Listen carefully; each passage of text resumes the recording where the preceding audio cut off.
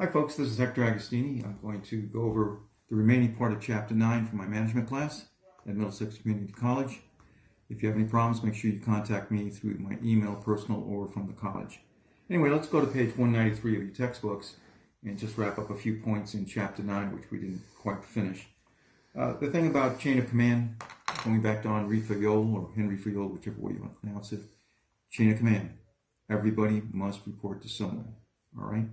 And when you put someone in the chain of command in charge of other people, let's go to page 194, you have to give authority. This is what we call delegation of authority. If a person doesn't have authority, then it's kind of worthless to put someone in charge of something. And authority, as they tell you over on page 194, means the ability to give commands to others. But you have to give the person power, and you have to give the person the responsibility that goes with that power. Now, centralization on page 195. The more centralized an organization is, it means that decisions can only be made at the top. The less centralized it is, it means people at lower levels can make decisions. And you always want to decentralize as much as possible. Big decisions, of course, should always be made by top management. 196, we talk about job design. That gets a little complicated, but basically what you want to do is determine what work has to be done. I would recommend that you look at the videos on the critical path method or PERT. You will find two YouTube videos in particular. One says critical path method, and the second one says what's CPM. Look at those because those will explain to you what you need to do to put together a job and what a job design is. The book really doesn't do a good job on that. Job specialization, of course, requires that people be specialized for the work that they're doing. How do you put together a job? Well, you put together all the work that has to be done. You kind of divide it up by the number of people that you have and the number of hours that have to be done. Work hours or man hours. Man hours comes from the Latin word manus, hand. And when we find out how many hand hours have to be put together, then you can determine how many people you need to get together. Now, as far as, I'm going to skip those pages in between. Let's go to page 202, empowerment. Empowerment refers to giving authority to workers to do things, to make decisions, quite often independent of yourself. Why do you want to give people power?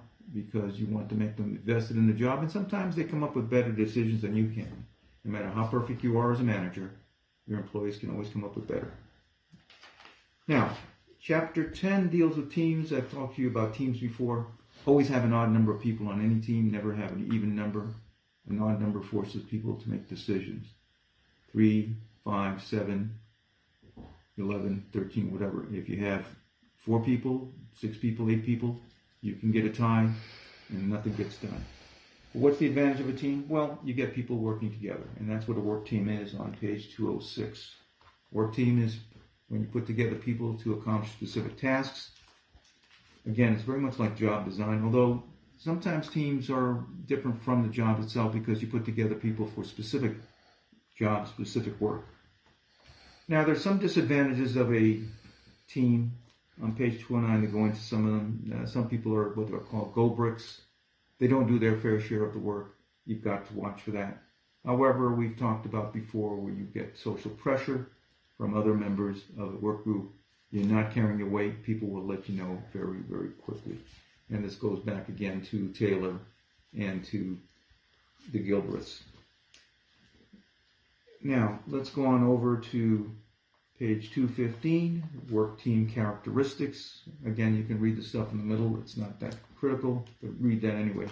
But on 215, we talk about the work team characteristics. How do you know you have a team put together? If you look on page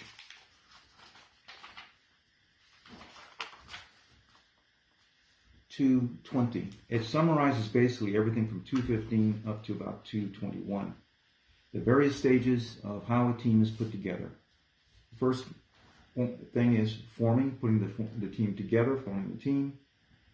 Then storming, where people start getting together as a cohesive unit, get the disjointed parts leveled out. Then you get norming, where everything is sort of settled, and then they get into the performing. Performing means they're doing the job. But it takes a couple of steps. You don't just put a bunch of people together and expect them to perform immediately. They have to get used to each other. They have to get the kinks out of the relationships they have. Sometimes people don't get together very well. Sometimes people are very dominant, very passive. You as a leader have to make sure that the passive people are heard, because quite often they have good information, good ideas, and the dominant people have to be kind of controlled a bit. After the team accomplishes performing what it's supposed to do, then you get into the denorming, which is sort of to descale things, and then destorming, and then deforming. Deforming means people go back to their various departments. Okay? Now, I want to cover in particular on page 219, 221, motivating the teams. The teams have to be motivated to do the work involved. They have to feel they're part of the work. They're part of the results. Again, we'll get into more motivation theories a little bit later on. I'm pretty big on that. But as we get into, on page 222, selecting people for teamwork, again, you have to be very careful who you select. You have to select the people properly in the sense that they have the right skills. They're complementary in terms of personalities, because sometimes you get some gruff personalities. So you have to be sure that you get people that gel together, that they are cohesive. Now, team training on page 224. In team training, and this leads back to what's on page 203, which is cross-training. In team training, what you're trying to do is get the people ready to do the task that they need to do, the task you assigned them.